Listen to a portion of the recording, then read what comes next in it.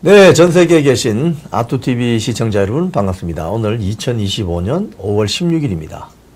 5.16 혁명이 일어난 날이네요. 오전 10시 조금 넘었습니다. 오늘 이런 내용으로 여러분께 뉴스 브리핑 해드리겠습니다. 어제 스승의 날이었죠. 김문수, 이재명 후보가 교육 공약을 가지고 격돌했습니다. 이재명 후보는 교사들의 정치활동 자유를 보장해야 된다.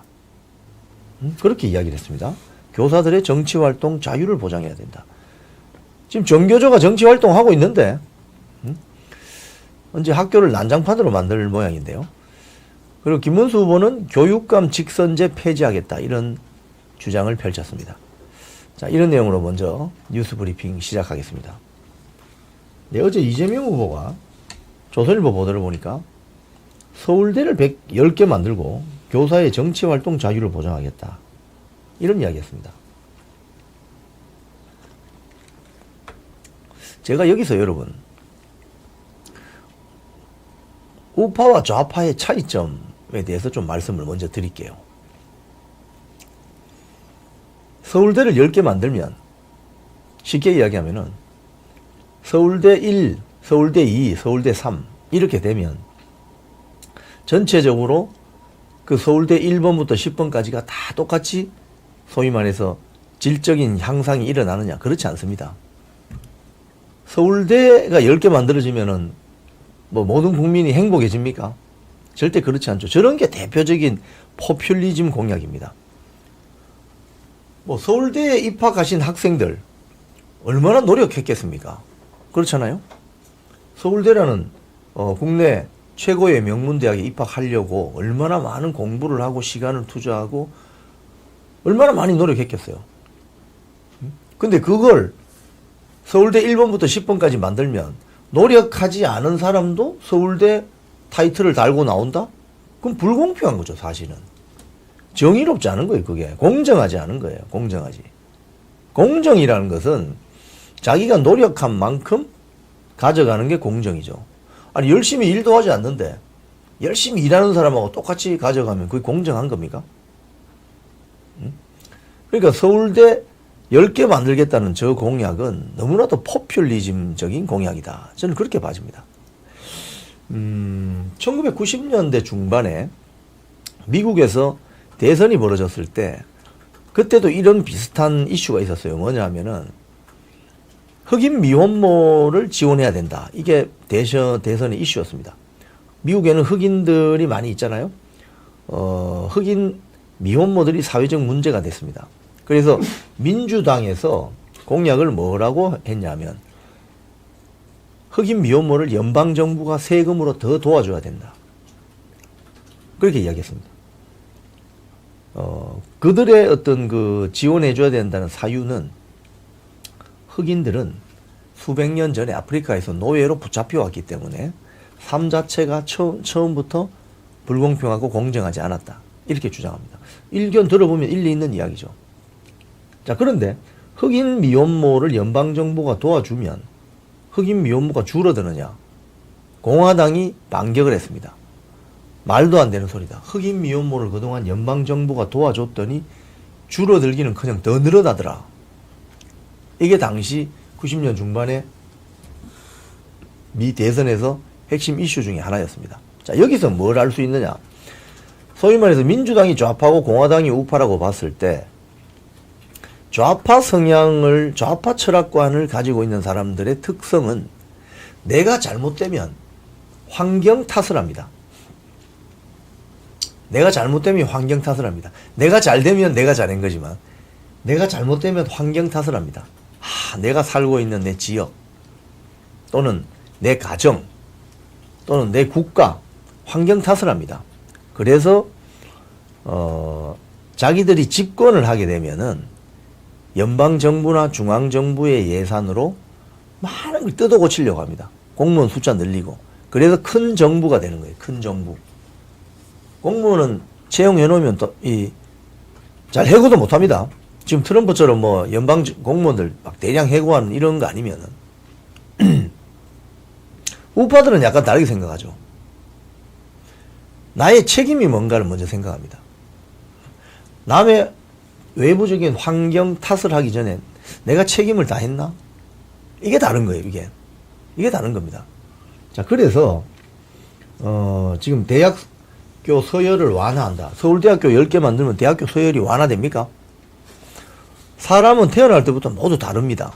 어떤 사람은 운동을 잘하는 사람이 있고, 운동을 잘하는 사람은 박세리나 또는 뭐 이승엽이나 박찬호나 또는 뭐 이정우나 이런 야구선수에서 성공하죠. 공부를 잘하는 사람은 또 공부로 성공할 수 있죠. 요리를 흥미가 있어 요리로 성공하는 사람도 있고, 음악적 재능이 있는 사람은 음악으로 성공할 수 있는 거죠. 서울대 10개를 만드는 교육 정책보다는 그런 다양한 루트에서 성공할 수 있는 루트를 만들어주고 개발해 주는 게 사실은 솔직한 공약이 될 수 있죠. 그런 점에서 서울대 10개 만들겠다. 이게 사람 귀에 번쩍 들어오긴 하지만 실제로는 아주 포퓰리즘적인 인기 영합주의 정책이다. 공약이다. 이렇게 볼 수 있죠. 그리고 교사의 정치 활동을 자유를 보장하겠다고 이야기했습니다. 근무 시간 외에는 직무와 무관한 정치 활동의 자유를 보장해서 헌법이 보장한 권리를 회복하겠다. 지금 정교조가 정치 활동 안 합니까? 정교조에 소속된 교사들이 조합비를 내잖아요. 그러면 본인이 직접 전임자로 뛰지 않더라도 자기가 그 조직에, 정교조라는 조직을 운영될 수 있도록 지원하니까 그거 사실은 간접적인 정치 활동 안 해요? 근데 정교조가 학생들의 인권 보호라든지 예를 들자면 학교를 더 잘할 수 있게 하는 방법 이런 것도 고민을 하겠지만 정교조가 대표적으로 지금 정치 활동을 하잖아요. 응? 민노총하고 쌍벽을 이루잖아요. 쌍벽을. 응? 근데 거기다가 근무 시간 외에 교사들 전부 정치 활동할 수 있는 자유를 보장한다고? 그럼 학교가 완전히 정치판 되겠네. 지금도 여러분 몇 년 전에 서울 관악구의 인헌고 사태 아시죠? 인헌고 사태. 거기에 인헌고 사태의 핵심 주역이 누구였느냐? 지금 김문수 캠프에서 청년 대변인으로 활동하고 있는 최인호라는 청년입니다. 당시 고등학생이었어요. 그런데 일반 사회 과목을 가르치는 교사가 굉장히 특정 정치 세력 편향적인 교육을 하니까 이 아이들이 몇 명이 그런 거 하지 말라고 데모를 했습니다. 이슈가 됐습니다. 뜨거운 이슈가 됐어요. 근데 알고 봤더니 그 교수가 여기 나오네요. 최인호. 저 사람입니다. 저 최인호 당시 고등학생 군이 인헌고 사태를 외부에 알렸어요. 처음으로. 막 유튜브도 하고 이래가지고. 근데 무슨 이야기인가 들어보니 그 정교조 교사가 학생들에게 특정 정치 이데올로기를 편향적으로 주입시키려고 했다는 거예요. 그래서 학생들이 집단 반발한 겁니다. 나중에 알고 봤더니 그 여성 교사는 빨간 스포츠카인가 타고 다니는 교사였습니다. 정교조. 지금 교사들의 정치 활동을 자유를 보장한다고 이야기를 안 해도 이미 정교조 교사들은 정치 활동하고 있어요. 사실상 공공연하게. 근데 뭘 정치 활동 더 자유를 보장한다고, 그 말이 되는 소리예요. 지금도 버젓이 하고 있는데. 그리고 하고 있는 것뿐만이 아니고 이번에 그 지난 서울시 교육감 조희연이 당선이 취소되고 재선거가 이루어졌죠. 그런데 조희연 교육감이 왜 그때 그 당선이 취소됐습니까? 해직된 정교조 교사들 특별 채용 형식으로 부당 채용하다가 그게 문제가 됐잖아요. 응? 정치 활동하다가 부당하게 해고됐다면서 그걸 다시 채용시켜준 게 조희연입니다. 이런 식으로 이런 일이 벌어지는데 무슨 지금 교사들의 근무 시간 외 정치 활동 자유를 보장해 준다는 이게 무슨 공약입니까? 선동이지 이건 완전히. 응? 그래서 어제 이재명 후보의 서울대 10개 만들 것, 교사 정치 활동 자유 보장하겠다는 건 대표적인 포퓰리스트적인 공약이다. 이건 공약이라기보다는 선동이다 완전히. 정교조 이재명 후보 찍으라 이 소리 아닙니까 이거. 그런데 이재명 후보가 한 10여 년 전에 페북에 올린 글이 화제가 됩니다. 교권보호, 이재명 발언, 알고 보니 교포공호. 여기 그 페북 글을 한번 보여주세요. 이게 그때 무슨 일이 있었느냐.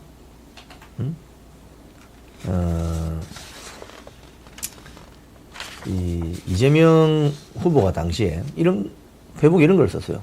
내가 세상에서 가졌던 첫 꿈은 시골 초등학교 때 선생님인데 왜 선생님이 되고 싶었냐. 기막히겠지만 선생님한테 너무 많이 맞아서 나도 선생님 되어서 애들 때려보겠다고 복수 감정? 뭐 이런 이야기를 합니다. 이 어처구니 없는 이야기를 하는 거죠. 야, 그러니까 이게 형수 쌍욕에 이어서 어릴 때 꿈이 초등학교 교사였는데 아이들을 좀 때려보겠다고 이런 일을 버젓이 페북에다 쓰는 저게 기사가 됐어요. 그러니까 지금 교육 공약이 좀 수상하다, 많이 수상하다 이렇게 볼 수 있는 거죠. 김문수 후보 교육 공약 대표적으로 조선일보 기사네요. 교실 정치판 만드는 교육감 직선제 폐지하겠다. 지금 사실 그 교육감 직선제를 소위 말해서 교육 자치의 개념에서 확대해서 해왔는데 지금 여기에 대해서 여러 가지 문제점들이 많이 지적되고 있습니다. 소위 말해서 좌파 진영이 교육감 자리를 쟁탈전을 벌여가지고 이 교육감이 있는 지방교육청은요, 대표적으로 초중고, 초중등 교육을 관장하는 교육기관이죠. 대학은 뭐 일부는 자율적이고 일부는 교육부에서 이렇게 관장을 하지만 교육청은 초중고를 중점적으로 다루는데 이 교육감이 좌파 교육감들이 많이 치고 들어와가지고 뭐 대표적으로 서울에 그만뒀던 조희연, 부산의 김석준 뭐 이런 사람들 다 이 사람들이 대표적으로 6.8 혁명 세대거든요. 소위 말해서 뭐 우리로 치면 굳이 586 개념이랄까?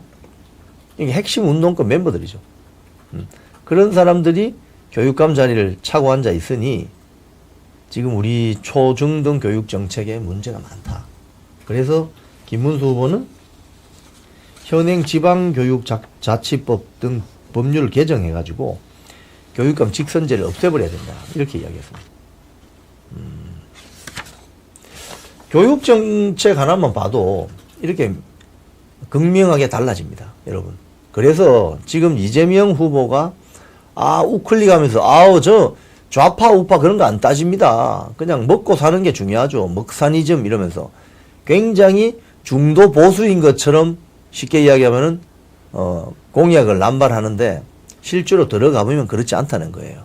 근데 선거 때 이런 사탕 발림 말에 많이 넘어가죠. 근데 교육 정책 하나만 딱 봐도 좌파가 확실하구나. 그걸 알 수 있는 거죠.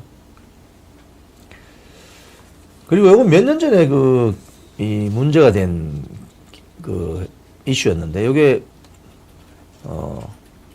크리스천 투데이에 나온 기사입니다. 5월 12일 날 나온 기사네요. 이재명 민주당 대통령 후보 포괄적 차별금지법 관련 입장은, 여기에 보면은,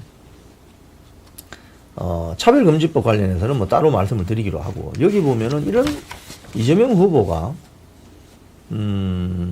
성남시장 시절인 2017년 3월 8일에 세계 여성의 날 기념 대회에서 뭐라고 했냐면은 공공기관이나 금융기관에 성소수자를 30% 채용 넘길 수 있도록 하겠다고 말해가지고 난리가 났었습니다. 자, 그럼 공공기관이면 어떤 게 있습니까? 공공기관은 초등학교, 중학교, 고등학교도 공공기관이죠. 그럼 여기에 성소수자, 소위 말해서 동성애자라고 이야기도 하죠. 그 사람들을 30%를 채용을 한다? 그래서 난리가 났습니다. 이것 때문에. 근데 지금 이 발언에 대해서는 그 이후에 정정을 했어요. 성소수자가 아니고 여성을 말하는 거다. 여성. 응? 근데 이런 어떤 마인드를 가지고 있기 때문에 교육 공약이 상당히 위험한 것 같은데. 이런 지금 느낌을 주고 있습니다. 자, 오늘 아침 나온 여론조사 한번 관련해서 지금 이 중앙일보 유시민이 뭐라고 했냐면요. 뭐 자기가 뭐 예언가인 것 같습니다. 민주당이 대선에서 최소 55% 득표한다. 국민의힘은 25에서 35%다. 이게 무슨 소리야? 그래서 봤더니 지난 13일 인천에서 열린 인문학 강연에서 이야기를 했대요. 그러면서 한국 갤럽 그 여론조사를 가지고 자기가 이제 추정을 한 거예요. 추정을 했는데, 민주당 득표율 55%가 어떻게 나왔냐? 노무현, 김대중, 문재인 전 대통령을 좋아한다고 답한 응답자의 비율을 합한 수치다. 무슨 이런 계산 방법이 있습니까? 이거 지금 선동하는 거예요. 선동. 그쪽 진영에서 지금 선동하는 겁니다. 이거는 전혀 과학적이지 않고, 과학적인 건 이런 거죠. 데일리한 기사 한번 보겠습니다. 오늘 아침. 대선 후보 지지도. 이재명 45.8, 김문수 38.8, 7.0%포인트 차로 좁혀졌습니다. 지금 이틀 전에 나온 그 아시아투데이 그 여론조사 한번 띄워보실 수 있나요? 그래픽. 요거죠. 이거 보세요. 요거하고 지금 데일리안 한번 보세요. 47, 39죠? 45, 38. 이 비슷하죠? 그죠? 이게 맞다니까, 이게. 그러니까, 요 아시아투데이 기사에 따르면 차이가 몇 프로 차이죠? 8% 차이죠, 8%. 그죠? 자, 그런데 오늘 데일리안 7% 차이. 이 추세가 맞을 겁니다. 자, 그래서 이걸 한번 내용을 보니까, 이거 7% 차이면 엄청 따라 붙인 거죠. 근데 저는 여기서 이준석 지지, 그 밑에 보면 그래픽이 나옵니다. 전체 막대 그래프. 45.8, 38.8. 이준석이 9.2죠. 이준석이 많이 나왔죠. 이준석이 10% 넘어가면 단일화에 응할 가능성이 약해집니다. 김문수 후보로서는 이준석 지지율을 떨어뜨리는 게 지금 급선무입니다. 어쨌든 이재명과 김문수 후보 간의 차이가 7%로 좁혀졌다. 굉장히 유의미한 통계 결과이고, 그 다음 그래프를 한번 보세요. 그 다음 그래프. 예, 좀 확대를 해주시면은, 권역별로 한번 봅시다. 자, 서울은 김문수 후보가 앞섭니다. 41.1. 이재명 37.2. 이준석 13.4. 인천 경기는 반대로 이재명이 앞섭니다. 49. 김문수가 37. 이준석 10.2. 충청도로 갔더니 이재명이 앞섭니다. 48.7. 김문수 38.4. 이준석이 3.8로 뚝 떨어지죠. 광주 전남을 갔더니 이재명이 압도적입니다. 64.4. 김문수 19.9. 이준석 9%. 자, 대구 경북 가볼게요. 대구 경북 갔더니 김문수 후보가 많이 앞서죠. 52.8. 이재명 34.2. 이준석 8인데 여기서 대구 경북은 전통적으로 민주당 지지도가 15에서 20%를 왔다 갔다 합니다.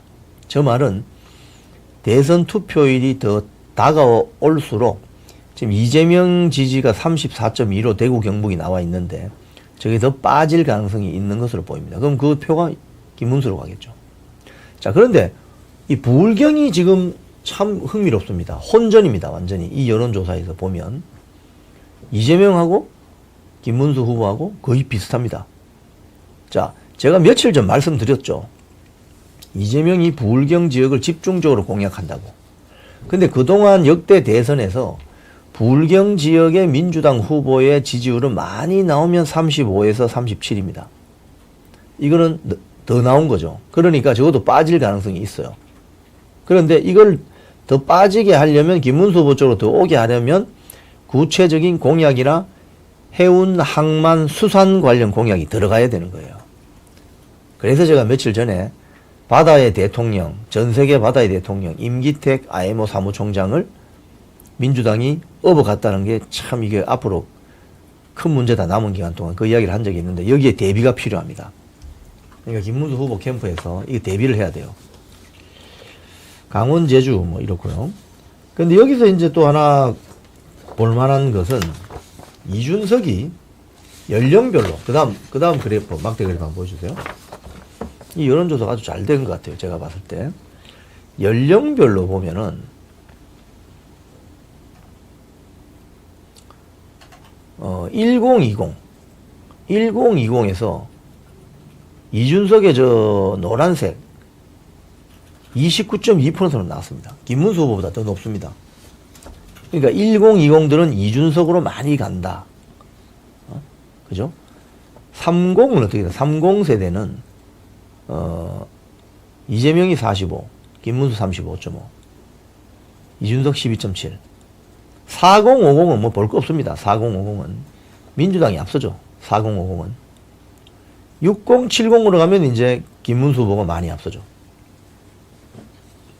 제가 볼 때 이 여론조사가 그제 아시아투데이 여론조사하고 약간 추이가 같은 경향을 보이면서 상당히 유의미해 보인다. 7% 차이로 좀 따라 붙었다. 라는 점이 제가 봤을 때 중요합니다. 그러니까 지금 아시아투데이 여론조사 그리고 오늘 데일리안과 공정 여론조사가 상당히 의미가 있다. 즉 이재명의 대세론이 꺾이면서 김문수의 동정론이 영남 지역에서 일어나면서 김문수 후보의 지지율이 본격적으로 추격하기 시작했다.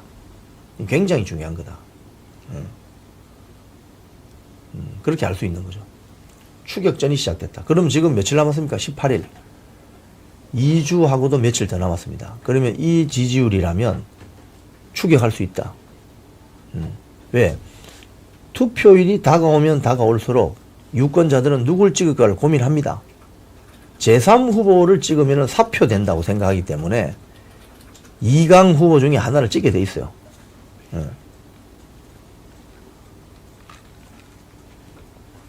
최명희님, 부산은 의외로 좌파들이 많고 굳건하지 않습니다. 부산 주변에 민노총 사업장들이 많지 않습니까? 그렇기 때문에 영향을 많이 받죠.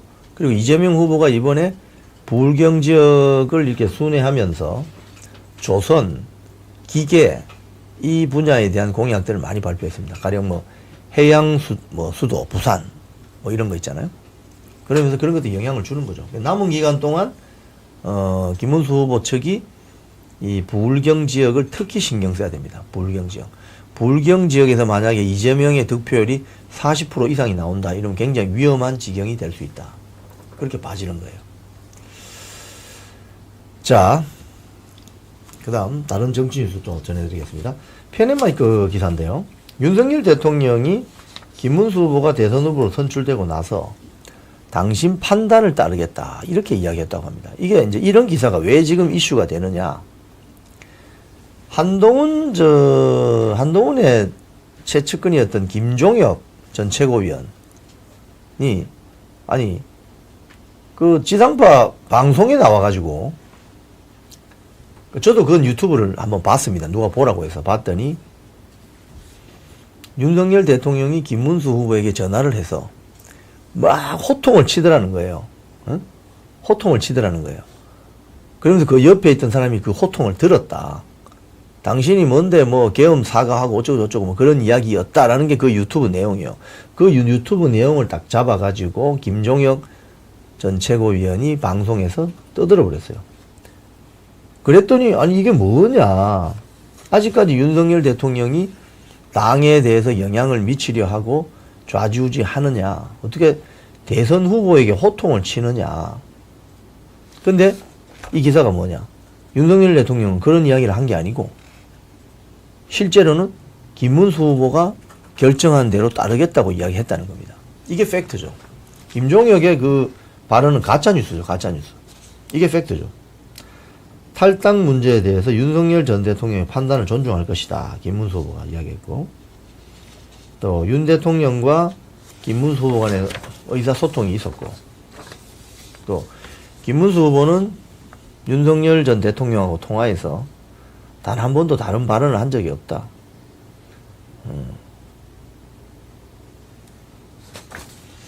TV조선 보도를 한번 볼까요? 윤석열 대통령이 뭐라고 했는지. 거기 보면 윤석열 대통령 필요하면 나를 얼마든지 밟고 가도 좋다. 김문수 후보가 요구하면 난 탈당하겠다. 이렇게 이야기했다는 거예요. 근데 왜 김종혁 전 최고는 이런 가짜 뉴스를 방송에 나와서 떠들까? 이번 선거가 김문수 후보가 지길 바라는 거예요. 결국은 이 자들이, 내부에 있는 자들이. 민주당은 선거의 경쟁 상대니까 그런 이야기 할 수 있죠. 가짜 뉴스. 그럼 가짜 뉴스라고 지적해주면 되는데, 같은 진영에 있는 친한동훈 계열 정치인들이 이런 식의 가짜 뉴스를 퍼뜨리면 됩니까? 윤석열 대통령은 필요하면 나를 얼마든지 밟고 가도 좋다. 요구하면 탈당할게. 이렇게 이야기 하잖아요. 참 답답하죠, 보면은. 예, 답답합니다. 자, 김용태 신임 비대위원장이 빠른 시일 내에 윤석열 대통령을 찾아가서 정중하게 탈당을 권고할 것이다. 뭐, 비대위원장이 이런 이야기를 할 수는 있죠. 그러면서 제도적인 개선안을 이야기를 했는데, 가령 대법원에서 유죄 판단을 받았다든지 또는 헌법재판소에서 위헌 판단을 받은 당원들이 있다면 최소 3년 정도 당적을 제한하는 방안을 제도하겠다. 뭐 이런 제도 만들면 되죠. 그리고 이제 김용태 비대위원장이 전국 위원 대상으로 한 투표에서 89.1%로 국민의힘 비대위원장이 최종 임명이 되었습니다. 임기는 자녀 임기, 권영세 비대위원장 자녀 임기인 6월 30일까지입니다. 김용태 의원은 30대 중반에 정말 젊은 정치인이죠. 임기가 6월 30일까지니까 그 대선 기간하고 겹치는데 어떤 신선한 목소리를 낼 수 있도록 주변에서 많이 도와줘야 될 것 같습니다. 그러니까 국힘에서 낙선 운동 중. 이게 정말 이게 문제라는 거예요. 제가 좀 이따 이야기하겠지만은 한동훈이라는 자는 그냥 저녁에 지금 선거 운동을 하러 다녀야지. 혼자 그 과자 먹으면서 유튜브 방송한다잖아요. 네? 어제 그 김문수 후보가 중소기업인 조창 강연 중에 노란봉투법, 중대재해처벌법은 악법이다. 반드시 고치겠다. 이렇게 선언했습니다. 본인이 이런 이야기를 했네요. 노란봉투법은 헌법에 위배된다. 노란봉투법은 헌법에 위배된다. 그리고 중대재해처벌법을 소규모 기업에까지 적용하는 것이 맞는가? 이런 건 전 세계 중소기업 역사에 없다. 그러면서 뭐라고 했느냐? 본인이 이렇게 이야기했습니다. 저와 저의 아내도 노조를 같이 했지만 여기서 도달한 결론은 기업이 없다면 노조 또한 없다는 것이다. 기업이 없으면 일자리가 없어지면서 복지도 없다. 기업이 없는 국가는 공산국가다. 이런 이야기를 했습니다. 그러니까 노동조합은 사실 근로자의 고용 안정, 근로 환경 개선 이런 쪽으로 이제 노력을 해야 되는데 지금 우리나라 특히 민노총 노조 같은 경우 준정치단체 아닙니까 저거 완전히. 민노총이 왜 주한미군 철수를 주장하고 국가보안법 폐지를 왜 주장하죠? 노동단체인 민노총이. 그러니까 노동단체에 탈을 쓰고 있지만 사실상 급진 좌파 정치단체라고 볼 수도 있는 거예요. 그 이야기죠, 그 이야기.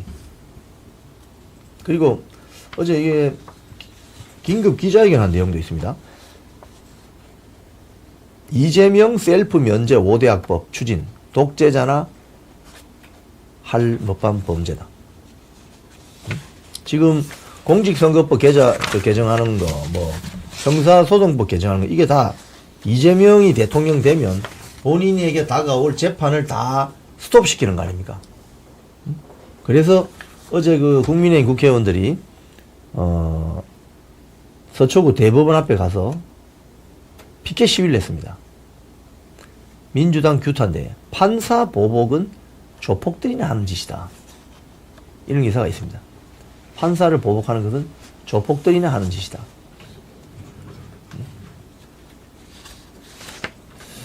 여기 보면은 김문수 후보가 이 자리에서 뭐라고 했냐면, 좀 중앙일보 보도 같은데요. 국민의힘 대법원 앞에 가서 민주당에 판사 보복은 조폭들이나 하는 짓이다. 자기 선거법 재판을 고등법원으로 파기 환송했다고 조희대 대법원장 탄핵 특검이라는 회계망측한 일을 하는 자가 표를 달라고 한다. 범죄자가 법관을 협박 공갈하고 범죄자가 대법원장을 탄핵하겠다고 하고, 이런 민주주의가 전 세계에 어디 있느냐. 전 세계 독재의 역사를 살펴봐도 네로 황제, 진시황, 스탈린, 모택동, 김정은조차도 이렇게 무지막지한 독재를 하고 자기를 반대하는 사람의 씨를 말리는 일을 본 적이 없다. 그러면서 본인은 뭐라고 합니까? 이재명 본인은 저는 좌파도 아니고 우파도 아니에요. 저는 먹사니즘이에요. 이런 식으로 소위 말해서 유권자를 현혹하고 있죠. 한 번 넘어가면, 한 번 속아 넘어가면 실수지만 계속 속아 넘어가면 그건 바보 되는 겁니다, 여러분. 자, 페넷마이크 기사입니다. 이 페넷마이크 기사 맞나? 이 장동혁 의원 등이 중심이 된 국민의힘 반딧불 청년 유세단. 저녁마다 디지털, LED, 밑에 사진 한번 보여주실래요? LED 이렇게 피켓 같은 거 들고 다니면서 저렇게 선거운동 한다고 합니다. 깜찍하죠? 저거 아주 좋은 것 같아요. 어깨에 메고 다니면서 이렇게 디지털 LED 식한 판을 들고 다니면서 선거운동 하는 거죠. 밤이니까 잘 보일 거예요. 저거 굉장히 좋습니다. 상당히 괜찮은 것 같습니다. 장동혁 의원이 여러분 아시는 것처럼 그 친한동훈계 정치인으로 처음에 알려졌잖아요. 근데 지난번 그 계엄 사태 이후에 뭐 탄핵 전국에서 소위 말해서 척을 지고 이제 별도로 나와서 윤석열 대통령 살려야 된다고 열심히 하고 있습니다. 장동혁 의원이 판사 출신에다가 상당히 목소리도 좋고, 또 저 밑에 한번 사진 한번 몇 장 더 보여주실래요? 저렇게 어깨에 메고 다니는, 저거 되게 아이디어가 좋은 것 같아요. 목소리를 이렇게 많이 안 질러도 되고 목이 안 상하면서 저렇게 LED 간판을 들고 다니면 선거운동하는데 굉장히 도움될 것 같아요. 자, 이렇게 밖으로는 장동혁 의원 같은 저런 사람들이 선거운동 열심히 하고 있습니다. 자, 안에서는 나경원 의원, 안철수 의원이, 참 나경원 의원은 어떻게 보면 국민의힘에 참 큰 누나 같은 사람 같아요. 보고 있으면. 홍준표 전 대구시장을 향해서 이렇게 이야기했습니다. SBS 라디오 김태현의 정치쇼에 출연해가지고 당으로 다시 돌아올 것을 간곡히 호소드린다. 우리 당이 비민주적인 절차로 후보를 교체하던 그날 제가 입당한 23년 됐는데 처음으로 탈당하고 싶다는 생각이 들었다. 제가 봐도 참 부끄러웠다. 저도 탈당하고 싶었으니까 홍준표 전 시장의 섭섭함을 이해한다. 하지만 지금은 우리가 개인적인 섭섭함, 서운함을 이야기하기에는 너무나 절박한 시기다. 홍 전 시장의 애국심을 믿는다. 다 어떻게 보면 후보로 출마할 때 국가에 대한 애국심으로 출마한 것 아니냐. 좀 돌아와 달라. 이런 이야기를 했습니다. 참 국민의힘에 보면 든든한 큰 누나 같은 저런 목소리죠. 안에서는 저렇게 또 도와주고 있는 거죠. 근데 한동훈을 향해서 뭐라고 했느냐. 한동훈 후보는 또 조건을 얘기하고 있는데 들어와서 같이 얘기를 하자. 우리가 그런 여유가 없다. 지금은 정말 절박하다. 나중에 선거 끝나고 섭섭함을 이야기하자. 선거를 치를 생각을 하지 않고 뭐 조건 내걸고 있잖아요. 안철수 후보 같은 경우도, 안철수 의원도 간만에 핵심을 이야기했습니다. 김문수 후보. 이순신처럼 고독해 보인다. 모두가 힘을 모아야 된다. 여기 보면은 뭐라고 했냐면요. 이순신 장군은 혼자 대장선을 몰고 133척의 왜군에 맞서 처절하게 싸웠다. 지금 우리 당 김문수 후보의 모습이 바로 그렇게 고독해 보인다. 지금 여러분 어제 그제 그 조선일보 보도에 나왔잖아요. 영남 지역에서 지금 김문수 후보에 대한 동정론이 일어나기 시작했다. 이 굉장히 중요한 포인트입니다. 누구를 찍으라 하는 것보다는 아우 저 사람 불쌍해 보인다. 억울해 보인다. 처절하다. 내가 좀 도와줘야 되겠다는 어떤 정서가 현장 밑바닥에부터 시작되면 이거 막을 길이 없어요. 그래서 안철수 후보가 그걸 보고 있는 거죠. 그러면서 하는 말이 지금 필요한 것은 국민을 위한 헌신, 모두 하나 된 마음과 행동이다. 필생즉사, 즉사 필생이다. 필사즉생이다. 는 각오. 우리 모두의 절체절명의 마음으로 이재명 후보를 막아야 한다. 이렇게 이야기를 했는데 안철수 의원도 한동훈에게 이야기를 했습니다. 뭐라고 했느냐.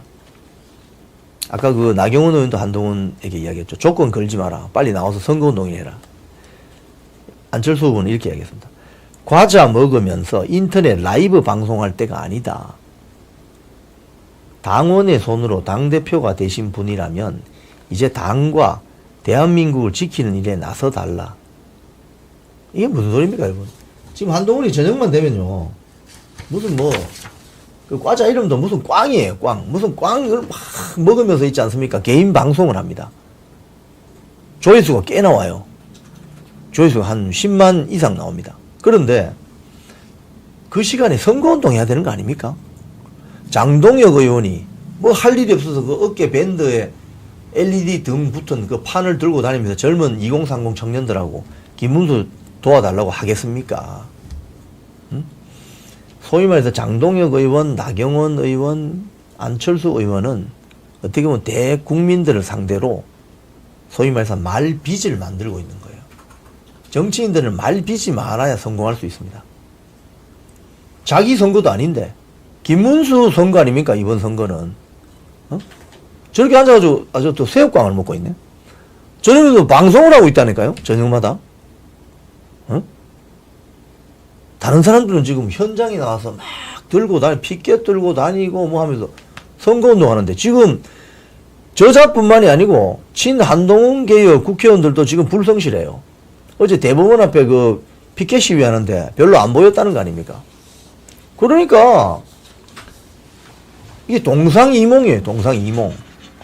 국민의힘 공천받아서 배지 달았던 자들이 정작 선거운동할 때니까 어디 간지 없어요. 이게 제대로 된 거예요. 이게 그래서 국민들이 심판해야 됩니다. 다음 선거에서. 새우깡 먹고 유튜브 앞에서 떠들면은 잘 되겠다 그래. 응? 뉴데일리 보도를 보니까 지금 김문수 후보 쪽이 그래도 홍준표 후보를 설득하려고 김대식 직전 그 홍준표 캠프 비서실장이던 김대식 의원을 하와이에 보낸다고 합니다. 하와이 특사로. 좀 설득해서 데리고 와라 제발. 응? 왜냐하니까 요 며칠 어제입니까?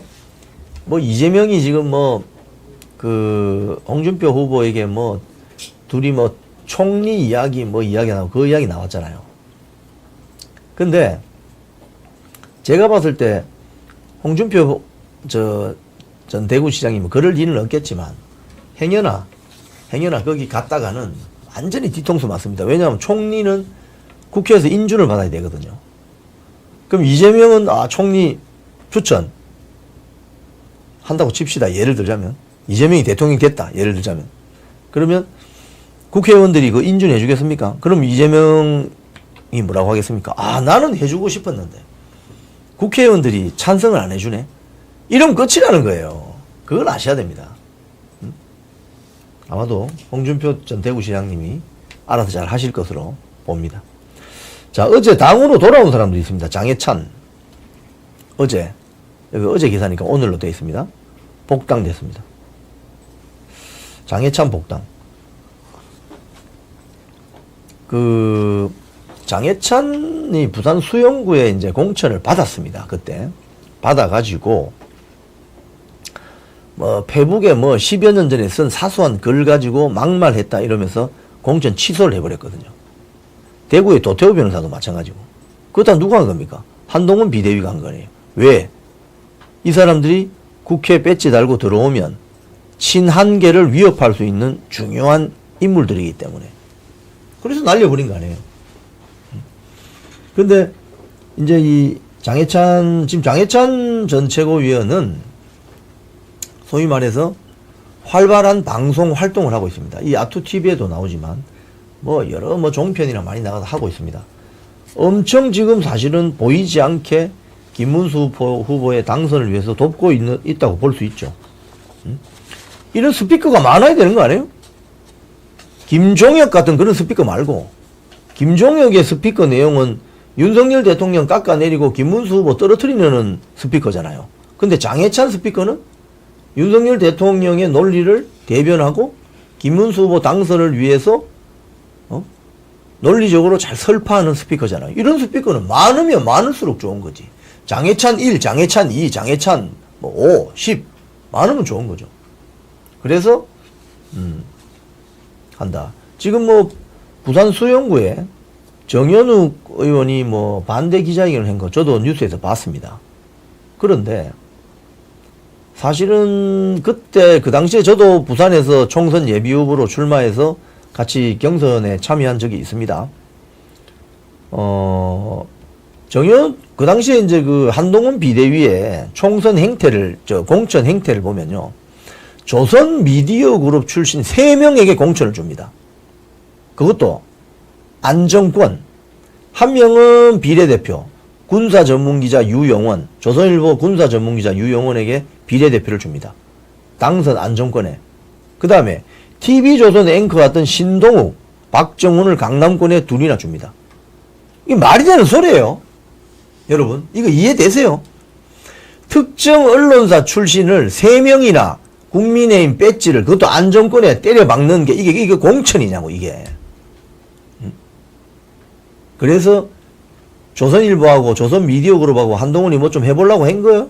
그러면? 그러니까 동아일보, 동아미디어그룹에서 화를 낼 거 아닙니까? 정현욱 동아일보 기자 출신이잖아요. 부산진 의뢰 경선하다가 떨어진 사람입니다. 애초에 처음부터 예선전에. 뭐 어디 뭐 최종 올라간 것도 아니고 예선전에 떨어진 사람이에요. 그 사람을 갖다가 부산 수영에 갖다 박았다니까요. 이게 말이 되는 공천이에요, 그게. 연고도 별로 없는데. 그러니 보세요. 배지 달고 무슨 일 합니까? 친한동훈계를 움직이잖아요. 대통령, 윤석열 대통령을 그냥 비판이나 하고, 탄핵 소추할 때 찬성하고. 싸울 사람들, 도태우, 장해찬 좋지 않습니까?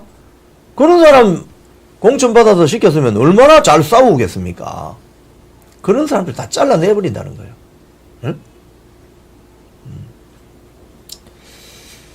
그래서 제가 어제 장해찬 전 최고하고 통화를 했습니다. 축하한다고. 방송으로 열심히 하겠다고 하더군요. 자, 그리고 또 돌아온 사람이 또 한 사람이 있습니다. 누구냐? 석동현 변호사입니다. 이 오마이뉴스 기사를 한번 보죠. 오마이뉴스는 여러분 참고로 아주 좀 좌파 매체입니다. 좌파 매체. 강성 좌파 매체.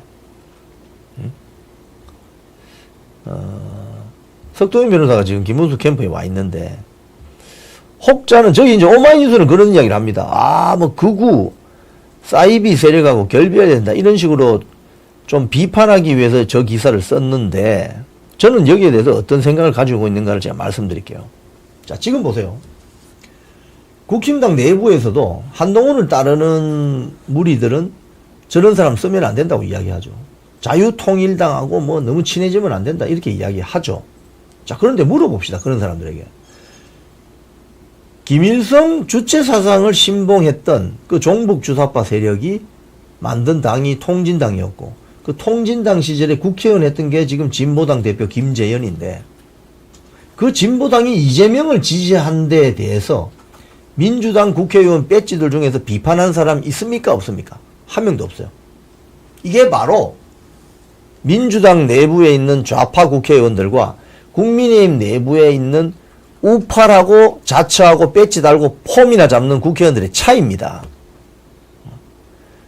좌파들은 이재명 당선을 위해서 진보당까지 다 끌어안는 거예요. 한 표라도 더 가져오기 위해서. 김재현이 진보당 내부에서 대의원들 선출해서 대선 후보로 선출된 사람입니다. 근데 출마를 포기했어요. 포기하고 이재명을 지지한다고 했습니다. 조국당은 후보 내지도 않았어요. 감옥에 있는 조국이가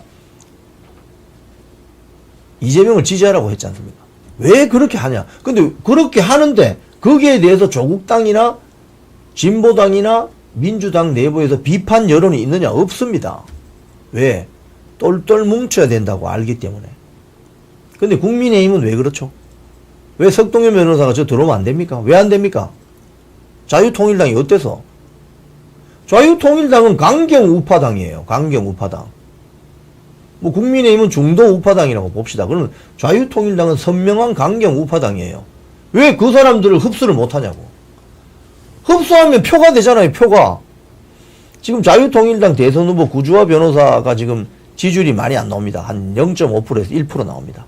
그러면 다음 주까지 열심히 뛰어보고 더 이상 안 나오면은 김문수 후보 지지해야 돼요. 지지하고 들어와야 돼요. 예? 그런데 여기서 들어오면 안 된다고. 아니 표가 되는데 왜 그걸 반대하지? 그럼 자유통일당 당원들이 이재명 찍겠어요? 안 찍죠. 그 사람들은 김문수 후보 찍을 가능성이 높죠. 그럼 어서 오세요. 한 표라도 또 오십시오. 어서 오십시오. 해야 되는 거 아닙니까? 그런데 몽리부립니다. 왜? 왜? 그 자들이 우파 정당에서 국민의힘 배지 달고 있지만 국회의원 배지 달고 있죠. 우파가 아니라는 겁니다. 기회주의 세력이라는 거예요. 결국은. 국민의힘이 이렇게 지금 힘들어진 것은 우파 정당에서 공천받아서 배지는 달고 있으나 사실은 우파 정치인이 아니고 우파도 좌파도 아닌 기회주의 세력이라는 거예요. 그 자들이 국민의힘을 말아먹고 있는 겁니다. 그래서 저는 경기 동부연합 진보당이 지금 이재명을 지지하는데 그럼 이재명 민주당 세력이라는 건 뻔한 거 아닙니까? 여러분 경기 동부연합 그리고 구통진당 세력이 어떤 세력인지 아시죠? RO라는 혁명 조직을 만들어서 대한민국 전복시키려고 한 조직입니다. 그래서 당이 해산됐어요. 그 세력들이 이름 바꿔가지고 진보당이라는 간판 새로 달고 정당 만든 거 아닙니까? 그 정당이 이재명을 지지하면 이재명은 뭐가 되는 거예요? 대한민국 망치려고 하는 종북 주사파들이 지지하는 후보다. 딱 답이 나오잖아요. 그러면 자유통일당이나 지금 저기 나와 있는 사람들이 극우입니까? 저기 나와서 저렇게 합법적으로 질서 잘 지키며 집회하는 저 사람들이 경찰관 두들겨 패는 거 보셨어요? 민노총은 경찰관 두들겨 패죠. 한 번씩. 저분들은 그런 사람들이 아닙니다. 근데 왜 저 사람들이 표를 가져오지 않느냐 이거예요. 왜 그걸 반대하느냐 이거예요. 선거 말아먹으려고 하는 거지. 자, 이거 하나 더 말씀드릴게요. 미디어 오늘이라는 그 좌파 미디어 매체에 난 기사입니다. 어제 난 기사입니다. 민노총 언론노조하고 민주당이 언론 장악 진상 규명 등 대선 7대 미디어 정책 협약 체결했습니다. 이게 무슨 소리냐? 민노총 언론노조의 최대 주주는 누구냐면 KBS, MBC입니다. 여러분. 민노총 언론노조 조합원들이 한 12,000명, 13,000명 정도 돼요. 근데 그 중에 KBS에 한 2,500명 있고요. MBC 한 1,500명 있습니다. 그럼 합하면 4,000명이죠. 최대 주주입니다. 최대 메이저 주주입니다. 이 저 밑에 사진 보시면 지금 현재 민노총 언론노조 오른쪽에 있는 저 사람도 MBC 출신이에요. 자, 이 자들이 무슨 정책 협약식을 맺느냐. 이 선거 때마다 하는 짓입니다. 이 자들이. 1번이 그겁니다. 공영방송의 정치적 독립을 위한 방송 3법 신속 개정. 공영방송 정치적 독립 좋아하시네. 저건 민주당이 정권을 잡든 민주당이 야당이 되든 간에 공영방송 이사와 사장을 친민노총 세력, 친민주당 세력이 더 많이 들어가서 공영방송을 영구히 장악하겠다는 법을 만들겠다는 겁니다. 속셈은. 그래서 지금 MBC 같은 거. 지금 보세요. 두 번째 보세요. 윤석열 정권 언론 장악 진상 규명 및 언론 정상화. 여러분 한번 제가 여쭤봅시다. 윤석열 대통령 한 2년 반 있었는데 MBC가 윤석열 정권에 장악됐습니까? 윤석열 정권에게 장악됐는데 MBC 대통령실 출입 기자라는 자가 삼선 슬리퍼 신고 나와서 주머니에 손 딱 찔러놓고 출근하는 대통령 뒤통수도 대고 고함 지르고 그게 윤석열 정권의 장악된 MBC의 모습이었습니까? 궤변이죠, 궤변. 그러니까 윤석열 정권은 공영방송을 장악할 의도가 없었고 장악하지도 않았어요. 사실은 MBC 보세요. MBC 장악됐어요. KBS 같은 경우에 민노총 출신 사장이 도중에 임기를 채우지 못하고 물러났습니다. 왜? 그 윤석열 정권이 한 게 아니에요. 제가 지금 방송하는 이영풍 기자가 해임을 각오하고 투쟁했습니다. 그리고 많은 국민들이 KBS 건물을 애워사는 건조조화 보내고 이러면서 공영방송이 불공정하게 방송하면 안 된다. 강한 목소리를 내는 바람에 물러난 겁니다. 윤석열 정권이 뭔 공영방송을 장악했단 말입니까? 장악한 게 지금 MBC 저거 보세요. 장악된 거예요, 저게. 그래서 여기에 보면 윤석열 정권 언론 장악 진상 규명을 해야 된다는 소리는 이게 헛소리입니다. 완전히. 진짜 할 일은 뭐냐. 2017년 5월에 문재인이 집권했고 2017년 8월에 민주당 의원 워크숍에서 공영방송 장악 문건이 나온 게 폭로됩니다. 그때의 행동대원들이 누구였냐? 저기 사진 찍혀있는 저 민노총 언론노조 세력이라는 거예요. 그때 멀쩡하게 임기 나와 있는 KBS 고대영 사장, MBC 김장겸 사장, 그리고 각종 이사들, MBC 박문진 이사, KBS 이사들, 특히 강규영 교수 다 쫓아내버렸잖아요. 집에 찾아가고 학교 앞에 가서 떠들고 완전히 온갖 린치가 해가지고 그래 쫓아내버렸잖아요. 그랬던 자들이 민노총 언론노조 세력인데 그 자들이 무슨 윤석열 정권의 언론 장악 진상 규명을 한단 말이에요. 자기들이 2017년 했던 그 짓을 진상 규명을 해야지. 자기들이 하면 로맨스고 남이 하면 불륜입니까? 전형적인 내로남불 세력이죠. 이렇게 해서 정책 협약식 맺고 또 선거에 관여하겠다 이 소리 안 해요 결국은. 그래서 민노총 언론노조 세력이 저것도 준정치 집단이다. 이런 비판을 받기에 부족함이 없다는 거죠. 자, 오늘 뉴스 브리핑 정리 좀 하겠습니다. 어제 스승의 날이었고 교육 공약 가지고 김문수 후보와 이재명 후보가 격돌했습니다. 이재명 후보는 교사들의 정치활동 자유를 보장하겠다고 하는데 지금 정교조가 활개치는데 무슨 정치활동 자유를 더 보장한다는 소리입니까? 학교를 정치판으로 만들겠다는 소리죠. 김문수 후보는 현행 교육감 직선제 폐지해야 된다. 너무 폐해가 많고 부작용이 심각하다. 동의하시죠? 교육 공약만 봐도 누가 좌파인지 누가 확실한 대한민국을 걱정하고 염려하는 우파인지 알 수 있죠. 여러분의 판단이 맡기겠습니다. 자, 오늘 끝까지 시청해 주신 여러분께 감사드립니다. 오늘 금요일입니다. 월요일 날 뵙겠습니다. 고맙습니다.